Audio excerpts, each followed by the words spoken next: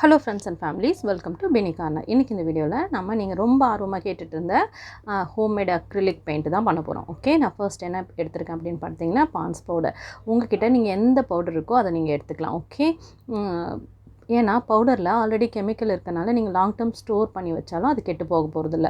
Okay, அதனால் நான் இப்போ பவுடரில் ரெண்டு கலர் மட்டும் செஞ்சு காமிக்க போகிறேன். அடுத்தது நம்ம அடுத்த ப்ராடக்ட்டில் பண்ணலாம். ஓகே, இன்ட்ரெஸ்டிங்காக இருக்கும், ஸ்கிப் பண்ணாதீங்க, கடைசி வரைக்கும் பாருங்கள். ரொம்ப இன்ட்ரெஸ்டிங்கான வீடியோ இது.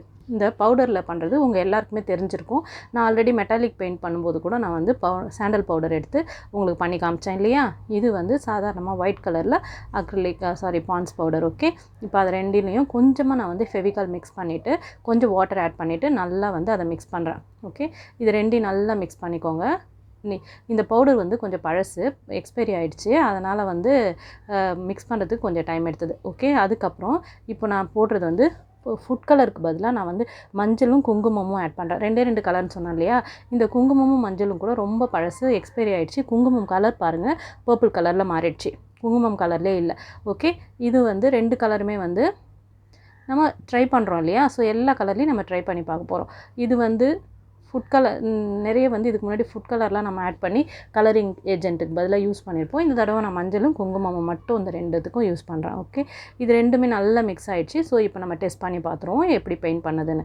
ஓகே, இதுக்கு நான் பெயிண்டிங் ப்ரஷ் தான் எடுத்தேன். அதுக்கப்புறம் நம்மளே செஞ்ச ஹோம்மேடு பெயிண்டிங் ப்ரஷ் எடுத்து உங்களுக்கு பண்ணி காமிக்கிறேன். எது நல்லா ஒர்க் ஆகுதுன்னு பாருங்கள். ஓகே, ரெண்டுமே நம்மளே செஞ்சு ப்ரஷில் யூஸ் பண்ணால் பெயிண்டிங் நல்லா வந்துருச்சு. ஓகே, நெக்ஸ்ட்டு இந்த டைப் நம்ம ஆஸ் யூஷுவல் கோதுமை மாவு எடுத்துகிட்டு அதில் அரை ஸ்பூன் உப்பு போட்டோம், அரை ஸ்பூன் சர்க்கரை போட்டு வாட்டர் மிக்ஸ் பண்ணிவிட்டு அதை நல்லா பீட் பண்ணிக்க வேண்டியதான். நல்ல ஒரு பெயிண்டிங் கன்சிஸ்டன்சிக்கு என்ன சொல்கிறது, ஒரு பாயசம் மாதிரி நீங்கள் நல்லா பீட் பண்ணிங்க. ஓகே, நீங்கள் பாயசம் பண்ணுறீங்களா அப்படின்னு கேட்காதீங்க, நான் பாயசம் பண்ணல. ஓகே, உங்களுக்காக பெயிண்ட் தான் பண்ணிகிட்ருக்கேன். ஓகே, இதை நல்லா பீட் பண்ணிவிடுங்க. இது ஈஸியாக மிக்ஸ் ஆகிடும்.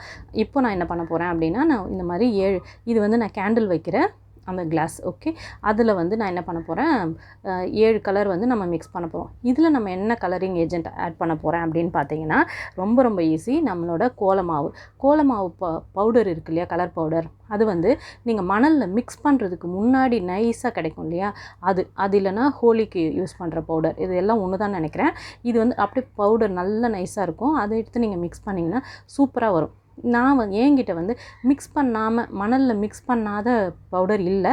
நான் இப்போ மிக்ஸ் பண்ணியிருக்கிறது எல்லாமே கோலமாவு மிக்ஸ் பண்ணது, மணல் மிக்ஸ் பண்ணது. ஓகே, அதனால் லைட்டாக குறைன்னு இருக்குது. உங்ககிட்ட மணல் மிக்ஸ் பண்ணாத கோலமாவு இருந்தால் பெட்டராக இருக்கும். ஏன்னா நல்லா சாஃப்டாக ஸ்மூத்தாக வரும். இது லைட்டாக குறைன்னு இருக்குது. அதனால் சரி பரவாயில்ல, எப்படி இருக்குன்னு யூஸ் பண்ணி பார்க்கலாம். இது எல்லாமே எல்லாத்தையும் மிக்ஸ் பண்ணிட்டேன், 7 கலர் மிக்ஸ் பண்ணிட்டேன். ஓகே, இப்போது நாம் ஹோம்மேடாக பண்ண பெயிண்ட் ப்ரஷ் வச்சு தான் இதை நான் பெயிண்ட் பண்ணி காமிக்கிறேன் உங்களுக்கு. லைட்டாக இதில் குறைப்பு இருக்கிறனால இந்த மாதிரி வருது, உங்களுக்கு தெரியுது இல்லையா. ஆனால் பெயிண்ட் பண்ணுறதுக்கு நல்லா தான் இருக்குது. இதையே நீங்கள், ஏன்னா இது மாவு இல்லையா, மாவோட அந்த குழப்பு இருக்கிறனால அது பெயிண்ட் மாதிரி தான் நல்லா ஒட்டிக்குது.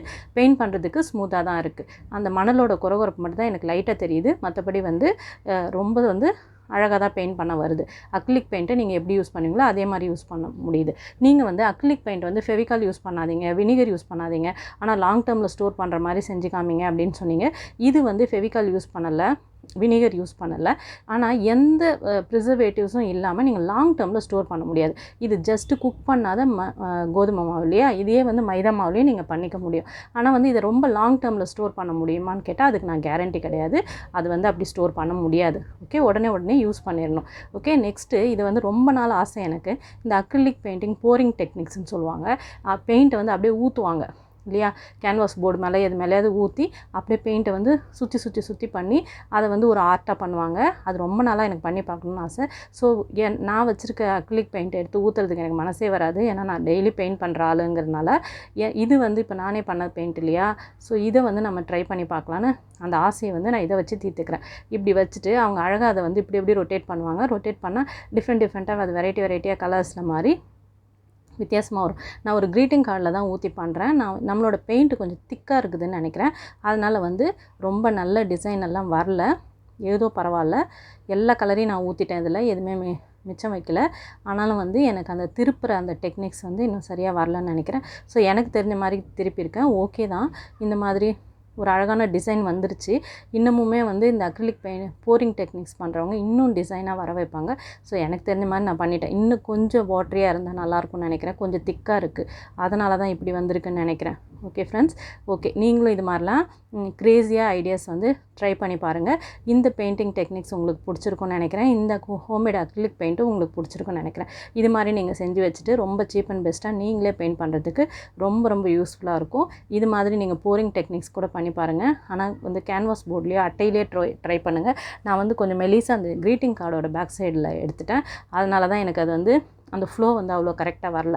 இன்னும் வந்து உங்களுக்கு பெட்டராக வரும்னு நான் நம்புகிறேன். ஓகே, இது எல்லாமே வந்து நீங்களும் ட்ரை பண்ணி பார்த்துட்டு எப்படி இருந்ததுன்னு சொல்லிவிட்டு கமெண்ட்டில் மறக்காமல் சொல்லுங்கள். நீங்கள் கேட்ட ஆல்மோஸ்ட் எல்லா சேலஞ்சஸும் பண்ணிட்டேன்னு நினைக்கிறேன். Thank you so much.